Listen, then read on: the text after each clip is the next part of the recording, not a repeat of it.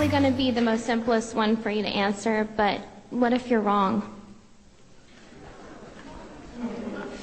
Well, what if I'm wrong? I mean, anybody could be wrong. We could all be wrong about the flying spaghetti monster and the pink unicorn and the flying teapot. You happen to have been brought up, I would presume, in the Christian faith. You know what it's like not to believe in a particular faith because you're not a Muslim, you're not a Hindu. Why aren't you a Hindu? Because you happen to have been brought up in America, not in India. If you'd been brought up in India, you'd be a Hindu. If you were brought up in Denmark in the time of the Vikings, you'd be believing in Wotan and Thor. If you were brought up in classical Greece, you'd be believing in Zeus.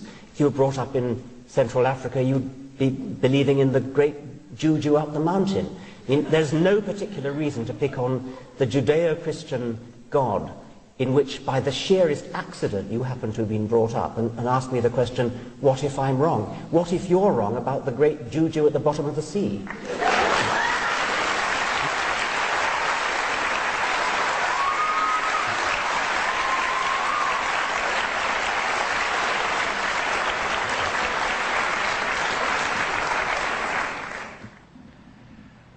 I have a real hard time understanding why people think Richard Dawkins is a deep thinker, a great thinker.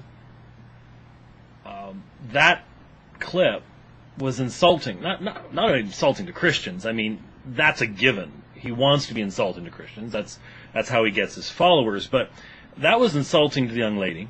That was insulting to the audience. That was insulting to anyone who gives any level of deep thought to the issues of theism at all. And it really makes you wonder, why does Richard Dawkins think that that's even an answer? He clearly does not care if Christian intellectuals find his arguments absolutely absurd. He clearly has, they are not even a part of his audience. He's not even trying to deal with them. Here is a man who specifically has as his audience the low-hanging fruit. People who have no idea what their faith is, the nominal Christians. This man is only concerned about nominal Christians, people who are just brought up in a religion. The flying spaghetti monster, unicorns, the flying teapot.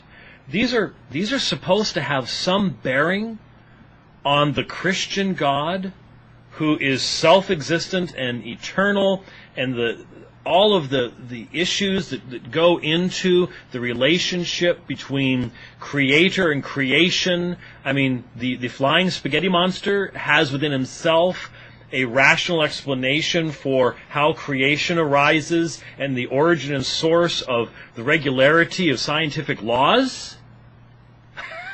Really?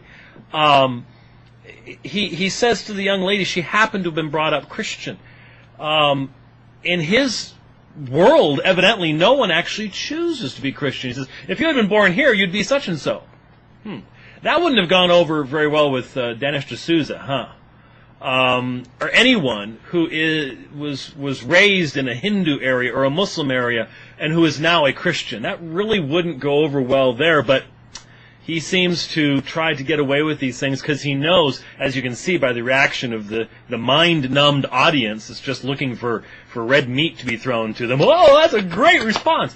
That was one of the most irrational, insulting, shallow, ridiculous responses I've ever heard from anyone who claims to be an intellectual at all. But he gets away with it, just like Hitchens gets away with it, because people don't think about these things. They don't think about the parameters of the discussion so that they can recognize just how fallacious the responses offered by these atheists are.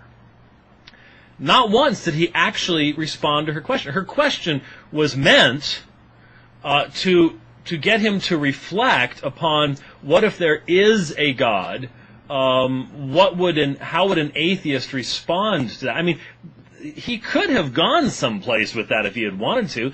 Instead, all he provides is this, pure mockery. Pure mockery, nothing more than mockery. What if you're wrong about the great Juju at the bottom of the sea, is how he finishes his response to her. That's an answer. Amazing. The kind of rhetoric being produced by the Dawkins and the Hitchens of the world today is really indicative of the fact that we truly in Western civilization live in a culture where the attention span is so short, and the study of logic, analysis of argumentation is so shallow that people like this are viewed as great thinkers. It truly is indicative, in my opinion, of the judgment of God upon Western culture.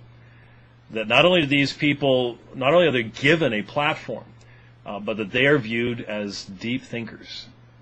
Truly an amazing time in our history. Thanks for watching.